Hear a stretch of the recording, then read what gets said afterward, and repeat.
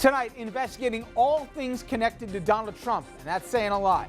That as the nation waits for the Mueller report, the top man of the House Judiciary Committee says he's not waiting, demanding documents and records from 81 people and groups close to the president, including the first family. Details, plus analysis from a former federal prosecutor.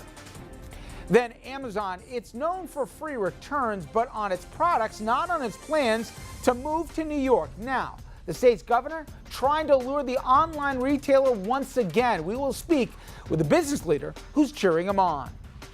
And later, Trump's presidential gripe fest on live TV. That at the weekend CPAC Conservative Conference. We've got the clips you'll be glad you missed. Evening, everybody, and welcome to RFL. I'm Richard French. Hope you had a good weekend, and thank you for joining us. Well, we open a week we may come to look back on as one that changes the trajectory of the Trump administration. Now, no, we are not talking about the Mueller report and his long-awaited document that will finally come out. That is coming, we think. We just don't know when. Though few people expect that it should drop this week. No, there is a new candidate in the running to be the, quote, most dangerous person for Donald Trump. Now, it's this guy, Jerry Nadler. He's a Democratic congressman who represents parts of Manhattan and Brooklyn. Nadler, he's also chairman of the all-powerful House Judiciary Committee. And as of today, he may now be the chief investigator into all things Trump. Nadler announcing today that he wants information and documents from 81 different people, groups, and entities. The goal, you ask? Well, it's information on whether or not the president, his campaign, his White House, his family, or his businesses went over several different lines. Among them, abuse of power, corruption, obstruction of justice, campaign finance violations, emoluments, or using the office of the presidency for his own political gain. Deep breath. And the requests, they're going in almost every possible direction into Trump world. This includes the Trumps themselves. I'm not talking about the president now, but both his sons, as well as his son-in-law, Jared Kushner, as well as the Trump revocable trust, the so-called wall between the president and his businesses while he's in office. Now, Trump's businesses, they also are under scrutiny, you can bet, with requests into a slew of Trump Organization players, including the all-important CFO, Alan Weisselberg, Trump's business attorney, his executive assistant, Rona Graff, plus the entire Trump Organization, the Trump Foundation charity, the Kushner companies, and yes, Michael Cohen. Also included people connected to the Trump campaign and transition, including Cambridge Analytica, Corey Lewandowski, remember him, Hope Hicks, Steve Bannon, the campaign itself, transition, the inaugural committee, as well as the NRA, which you may remember raised and spent records amounts of cash, much of it allegedly from Russian sources, all for one common goal: to elect Donald J. Trump. Now, there were other requests specific to the hush money payments to Stormy Daniels and Karen McDougal, including American Media. That's the company that owns the National Enquirer, and their CEO, David Pecker, as well as Michael Cohen once again. Also being asked for documents, people connected to the Trump Tower meeting with the Russians. Remember that one?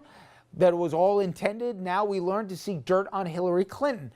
In that meeting were included Donnie Jr., Kushner, Manafort, Rob Goldstone, who helped set the meeting up, and the translator in the room, and they want those notes. Plus a slew of other people whose names you know, though we don't know exactly what Nadler is seeking from them. In that list, Carter Page, former White House counsel Don McGahn, George Papadopoulos, the infamous coffee boy, Trump attorney Jay Sekulow, former Attorney General Jeff Sessions, Roger Stone pal Jerome Corsi, Julian Assange from WikiLeaks, Michael Flynn, former Chief of Staff Reince Priebus, Roger Stone himself, former Press Secretary Sean Spicer, and WikiLeaks. My gosh. Now, the committee also demanding documents from the White House itself, including all documents on Trump's communication with Vladimir Putin. And that includes any notes from the translator in Helsinki, the only other person in the room with Trump and Putin during those now infamous meetings. Republicans already lashing out, calling it a rush to impeachment. They're also accusing Nadler of already having reached a verdict and now reverse engineering the evidence to get him there. But in any interview yesterday, Nadler says he's not What he wants is information. It's very clear that the president obstructed justice. If that's the case, then is the decision not to pursue impeachment right now simply political, if you believe he obstructed justice?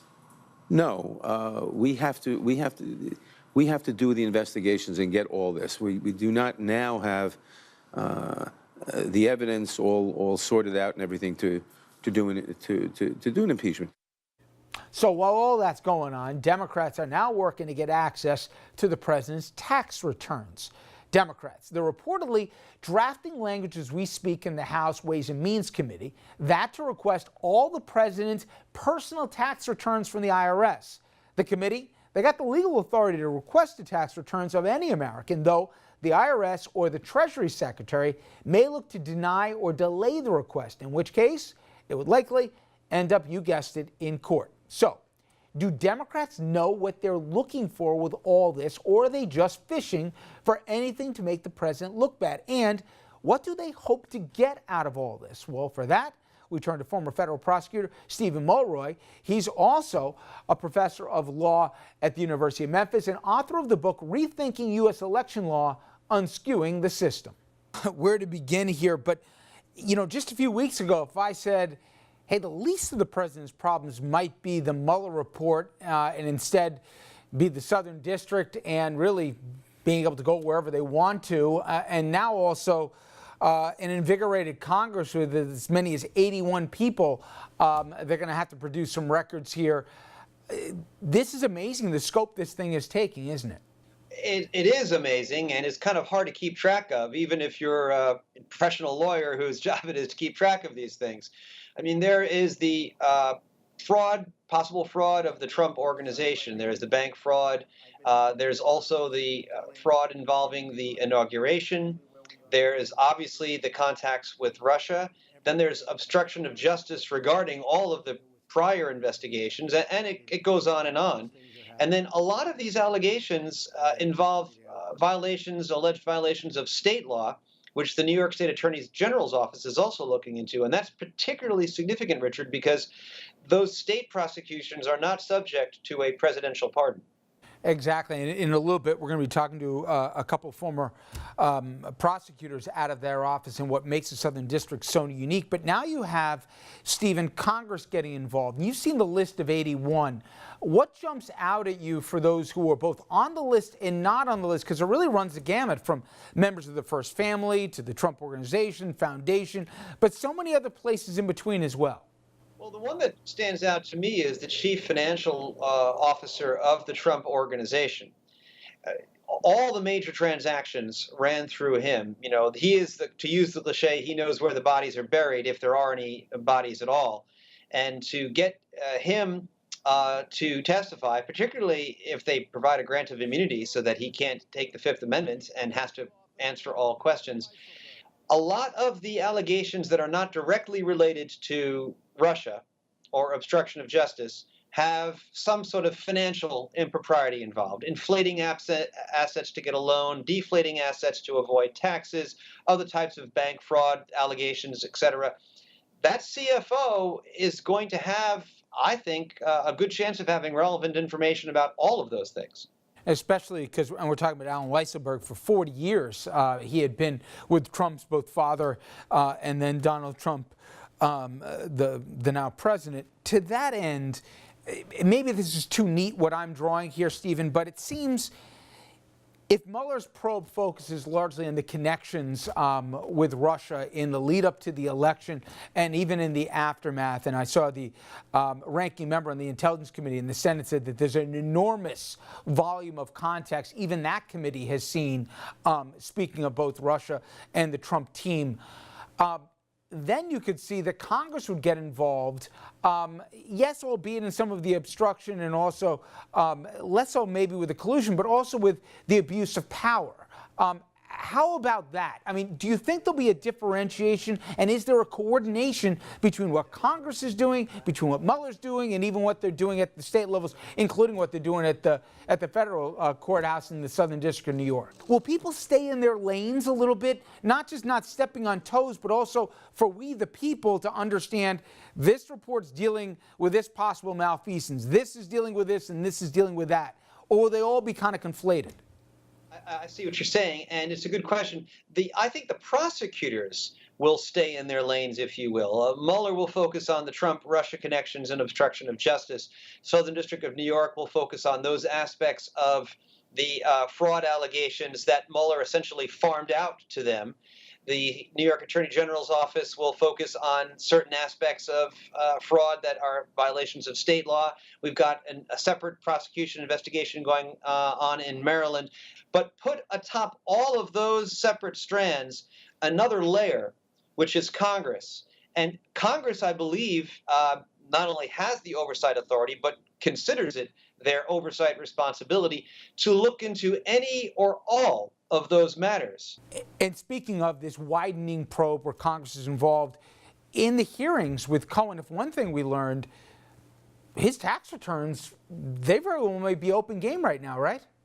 You saw some of that already with Representative Alexandria Ocasio-Cortez, very pointed line of questioning of Mr. Michael Cohen, Trump's former lawyer, about the extent to which Trump's tax returns could shed light on his allegations of inflating assets to receive loans and deflating assets to avoid taxes. And he said repeatedly, absolutely, those tax returns would be relevant. She's already laid the predicate for why a request for those tax returns, to just give one example of the many kinds of documents they may be seeking, would in fact be a perfectly legitimate request.